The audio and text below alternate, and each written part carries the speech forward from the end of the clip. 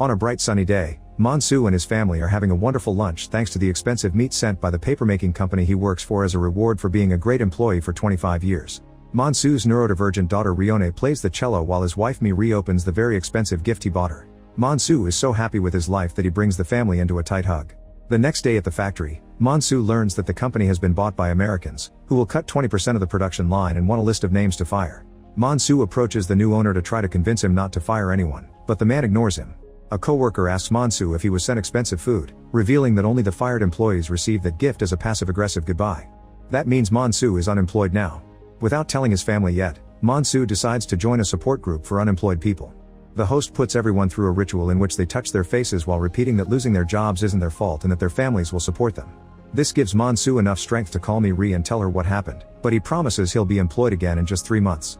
13 months later, Mansu is working in retail with a very small salary and bad hours. He also has a very annoying toothache, but he refuses to spend money on the dentist. One day, a friend gets him an interview at an important company, so Mansu asks his manager if he can leave earlier. This gets him fired, and since he has to give back his uniform, he ends up on the street in his underwear. Mansu's friend warns him that during the interview, the company always asks people what their weak point is, which is a very sensitive issue. He calls Mi for ideas on how to answer, but she only says that he loves plants too much. When Mi checks the mail, she discovers they're behind on the mortgage payments. In the afternoon, Mansu goes to the interview and stays nervous the entire time. When he's asked about his weak point, he says he isn't able to say no to anything. This causes him to fail the interview. That night, Mi announces that she got a job at a dental clinic. She's also made a list of all the extra activities that the family will have to stop doing until Mansu gets a job, although Rione is allowed to keep her cello classes. She wants to trade their cars for smaller, cheaper models and sell the house so they can pay for their loans and rent an apartment. Mansu hates the idea and reminds her that this is his childhood home, which he worked very hard on to repair. However, Rione points out that Mansu's severance money has run dry and shows him a letter from the bank, which says they'll lose the house in 3 months if they don't pay. In the morning, Mi's parents take the family dogs and Mi tells the kids they'll get them back when Mansu finds a job. Afterward, a potential buyer named No arrives to check out the house and Mansu is extremely uncomfortable, so he leaves. Outside he finds his son Sion hanging out with his best friend Jian-ho, who happens to be No's son. Rione is crying over the dogs and Mansu promises her that they won't abandon the house.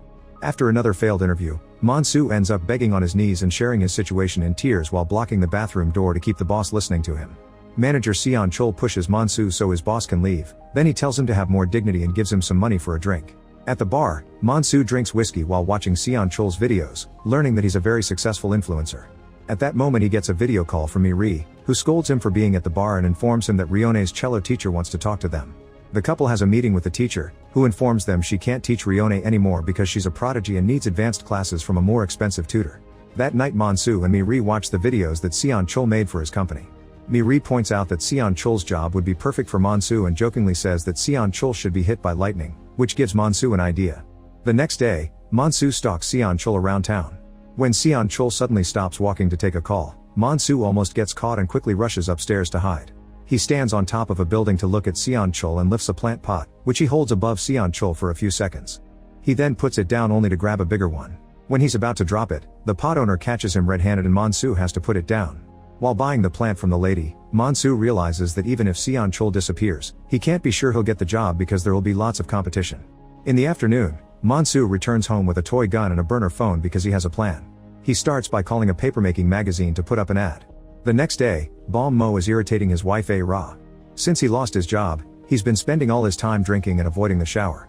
After Ra leaves for an audition, Mo reads the papermaking magazine and finds Mansu's fake job ad, which asks for people with advanced knowledge in the industry. This inspires Mo to finally leave the couch and take a shower before writing an application letter detailing all his experience. Soon Mansu receives hundreds of resumes asking for the fake job. He reads them all and compares them to his own until there are only 2 men left who could beat him at a job interview, Mo and Shijo. After burning all the other letters, Mansu takes his father's Vietnam War gun from the memorial and replaces it with the toy gun. The next day, Mansu starts spying on Mo. He finds a nice spot among the trees and watches the house with his binoculars. Unfortunately, he discovers that the house has a security camera. Suddenly Ra's young lover sneaks out through the window and Mo studies how the guy avoids the camera. When the young man starts walking toward the woods, Mansu panics and runs back to his car. The following day, Mansu returns to the same spot and Mo almost sees him while he's looking for mushrooms. Mansu hides just in time and pulls out his gun, but he's too nervous to shoot. At that moment Ra joins her husband and they have a picnic. Mo ignores his wife's chatter and keeps checking his phone, waiting for a message from the fake paper company. This causes A-Ra to snap, scolding her husband for not taking the cafe job her father offered him because he only wants to work with paper. Balmo reminds her that his industry kept her fed for years and wonders if a paper industry would send physical mail, so he runs back to the house to check the mailbox while A-Ra keeps throwing food at him. Suddenly Monsu rolls down the hill and is seen by A-Ra. He's been bitten by a snake, so when A-Ra notices the wound, she wraps his tie around his leg and asks him to keep it raised. Then she heats a knife with a lighter and cuts the wound before she starts sucking out the poison. Monsu is weirded out and tries to push her off, but A-Ra insists she did this on a play once and keeps sucking. At that moment Monsu gets a call from Miri, so he tells her that he'll call her later. When A-Ra is done, she gives him a stick to keep the snakes at bay. That night, Monsu searches for information about the snake on the internet and discovers that A-Ra gave him the opposite instructions. Doctors recommend leaving the leg down and not cutting or sucking the wound. Afterward he and Miri start dancing while talking about the old days. However Miri interrupts their fun to discuss Sion. It turns out he's Miri's son from a previous boyfriend, but Monsu married Miri when the boy was 2, so he always thought that Monsu was his real dad. Miri wonders if they should tell him the truth, but Monsu refuses because he's raised the kid, so he's pretty much his real father anyway. Then Monsu claims he's been out of the house a lot to go to job interviews, and Miri says he should accept a job that isn't related to the paper industry. Like Balmo, Monsu reminds her what the paper industry has done for them and how important it is to keep it alive in the digital era. The next day, Monsu sneaks inside the house by avoiding the camera like the young man did. He quickly goes upstairs and hears A-Ra getting busy with her lover, but Balmo isn't around so he has to leave. While driving down the road, Monsu sees Balmo going home, so he immediately turns the car around to follow him. Outside the house, Monsu uses the burner phone to call Balmo and tells him they want to interview him, but he must go to the office right now because the company owner has to leave on an important business trip. Balmo agrees, but still goes inside to change into nicer clothes. This causes him to discover his wife's affair, so he quickly comes out again and has a breakdown on the ground. Then Balmo tries to call the company to reschedule the interview, but Monsu has been watching him and doesn't answer the phone. A depressed Balmo leaves to have a drink with a friend. Afterward Monsu picks up Miri, who finds the fast food bag on the passenger's seat and disapproves of her husband's spending. Miri's boss Jin-ho has heard that he has a toothache, so he tells him he can come by any time to take care of it. Since Jin-ho is young and charming, Monsu gets jealous and irritated, so he drives off very clumsily and tells Miri to never mention him to her boss again. Later Monsu returns to Balmo's home with the gun hidden inside a kitchen mitten. He finds the guy listening to sad music and when he points his hand at him, Balmo assumes he's A-Ra's lover. While Monsu takes off several gloves to reveal the gun, A-Ra comes home and sees him, so she grabs Balmo's company award and gets ready to hit him. However she freezes when she hears Balmo say that she only loves him. Monsu snaps and starts yelling at Balmo for not paying more attention to his wife and ignoring her idea of accepting a different job. In tears, Balmo says he's an engineer who deserves a better position than retail and that he can't move boxes because his back hurts. A-Ra finds the excuse stupid and tries to join the argument, which startles Monsu, causing him to accidentally shoot Balmo in the shoulder. Then A-Ra strikes Monsu with the award, causing him to drop the gun. The three of them fall and start fighting for the weapon. While A-Ra tries to choke Monsu, Balmo grabs the gun and points it at them, but Monsu kicks A-Ra to knock down her husband. The gun falls again and the fight continues until A-Ra manages to grab it. Another accidental bullet is shot and Monsu immediately runs away in panic. Balmo chases after Monsu, but as soon as he steps outside, A-Ra shoots him. After Balmo dies, A-Ra goes after Monsu while firing random shots without aim. Monsu manages to get in the car and drive away. Noticing that he almost has no fuel, Monsu stops at the gas station. He has 10 missed calls from Miri, so he tries calling her back, but she won't answer. Monsu then calls his kids, who don't know where their mother is, but they heard her say your father is going to pay for this. This makes Monsu realize that he forgot about a costume party they were supposed to attend. Meanwhile Miri has gone to the party with Jin-ho, who has even learned her favorite dance for her. When Monsu finally arrives, he's devastated to watch his wife dance with another man. He awkwardly dances toward them and Miri sees him, but she ignores him until he leaves. Afterward Monsu returns to Balmo's house. While A-Ra is busy with her lover, Monsu buries the body and takes back the gun. Later that night, Miri comes home to discover that Monsu has gone through her drawers to check what underwear she wore, and he accuses her of sleeping with Jin-ho. He tackles her to try to smell her panties, so Miri kicks him off. She realizes he's been drinking and scolds him, revealing he used to be an addict and had been clean for 9 years. During his drunk days, Monsu beats Sion. Miri throws her panties at Monsu's face and yells at her for not trusting her.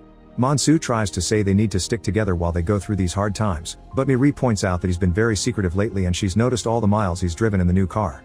She accuses him of cheating on her, but Monsu sticks to his job interview story and walks away, accidentally hitting his face on his way out. The next day Monsu starts stalking Shijo, who is working at a shoe store to provide for his daughter until he can find a better job. When the daughter visits the store to ask Shijo for money, a client gets tired of waiting and leaves without buying anything. Shijo clearly works very hard and Monsu feels bad about his plan. When Shijo sees him and thinks he's a customer, Monsu feels so guilty that he says he needs shoes for her daughter. The men end up talking about their love for paper, the feeling of being unemployed, and the hardships of raising a difficult daughter.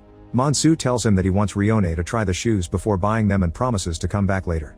In the evening, Monsu is waiting by the road while pretending that his car broke down. When Shijo drives by, he stops to help.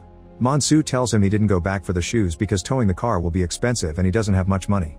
All this is part of his plan since he read on Shijo's resume that he has some experience as a machine repairman. While Shijo checks the engine, Monsu pulls out his gun and points it at him while covering the man's face to feel less guilty. Shijo pushes him and tries to run away, but Monsu quickly shoots him to kill him. After hiding the body in his trunk, Monsu takes the ashcam from Shijo's car and leaves, unaware that he left the bullet case on the ground. As it starts raining in town, Sion sneaks out of the house and meets with Jian-ho, who knows the lock password to his father's store. The boys break in and steal some phones, planning to resell them to earn some cash. Unfortunately, the police chase after them when they escape on their bicycles, so the guys split as a distraction. The police car ends up going after Jian-ho, so Sion goes home safely. When Monsu arrives, he sees Sion's bicycle covered in mud. He just moves it and starts digging a hole, but he's too tired and ends up falling asleep without burying the body. The next morning the police arrive and arrest Sion. Monsu notices that Shijo's clothes are peeking out of the trunk, so he hurries to stand next to the car to cover it. Now the family has to drive to the police station with the body still in the trunk. At the station, Monsu advises Sion to claim that Jian-ho pushed him into committing the crime and gives him a speech about protecting the family. He ignores Sion when the boy tries to say he was the one who came up with the robbery idea. In the meantime, Miri goes to the bathroom to take off her bra. Then she talks to Won-no to try to convince him not to press charges, keeping him distracted thanks to her chest sticking out in her sweater. Soon Monsu also joins the conversation and Miri is disappointed to see he's smoking again. Monsu talked to the cops, so he reveals that Jian-ho only turned off half of the security cameras and there's footage of Won-no taking lovers to the store. If the charges aren't dropped, his wife will find out about the affairs. Won-no's father is furious and almost hits Monsu, but Miri stops him. Monsu tells Won-no that he won't sell the house to him and the couple leaves. Later in Sion's room, Monsu finds all the stolen phones and some cigarettes. He passes the phones to Miri but hides the cigarettes in his pocket. The couple then buries the phones in the hole Monsu dug earlier, which Miri thinks was for a plant. When Sion is released without charges, Monsu gives him back the cigarettes so he can be the cool dad. That night, Monsu covers the walls in his greenhouse and takes out his chainsaw, planning to chop Shijo's body. At the same time, Sion goes to the roof to smoke in secret. Since the greenhouse ceiling isn't covered, Sion ends up seeing his father dealing with the body. After lots of hesitation, Monsu doesn't dare to do the chopping, so he uses his special garden rope to tie Shijo up like a ball. Then he puts it inside a bag and buries the body in the garden, putting a new plant above it. Sometime later, two detectives come to Monsu's house because they're investigating the disappearances of Shijo and Bian-mo. These two men knew each other and were the top choices for the job at the paper company, so the cops are suspicious of the other applicants. Monsu pretends he never saw them before, but the detectives notice that Monsu talks about them as if they were dead when they only mentioned a disappearance. The detectives have also found the bullet case and mention that it comes from North Korea, which is overheard by Miri. A few nights later, Miri notices that Sion is acting strangely and intimidates him until he shares what he saw. Miri then checks the memorial and finds the toy gun. She desperately rushes to the garden and digs out the tree to find the body. Meanwhile, Sion Chul is happily driving down the road when suddenly someone appears in front of his car. He stops the vehicle just in time and discovers it's Monsu, who tells him that he's been watching his videos and become a fan. Monsu shows him a bottle and invites him to have a drink, so they go to Sion Chul's house. Then Monsu keeps filling Sion Chul's glass to get him drunk while he only pretends to drink and empties his own glass under the table. When Sion Chul starts complaining about his job, he admits that his workload is too much and wishes he could have another manager. Monsu gets excited and convinces him to talk to his bosses so they'll hire him, promising that they'll make a great team. The men keep on chatting and Monsu comments on Sion Chul's fancy house, jokingly saying that Sion Chul must be pocketing company money. This makes Sion Chul very tense and serious, so Monsu grabs his gun thinking it's over. However, Sion Chul just brings out more beer and forces Monsu to drink. The coldness of the beer makes the toothache unbearable, so Monsu gets some pliers and removes the decaying tooth. Afterward, the duo goes outside to enjoy a bonfire. Monsu uses the chance to knock Sion Chul out and buries him in the backyard, leaving the head peeking out. At that moment he gets a video call from Miri, but he only turns on the audio and claims to be in a meeting for a potential job. Miri tells him that if he needs to do something bad, she'll do it with him.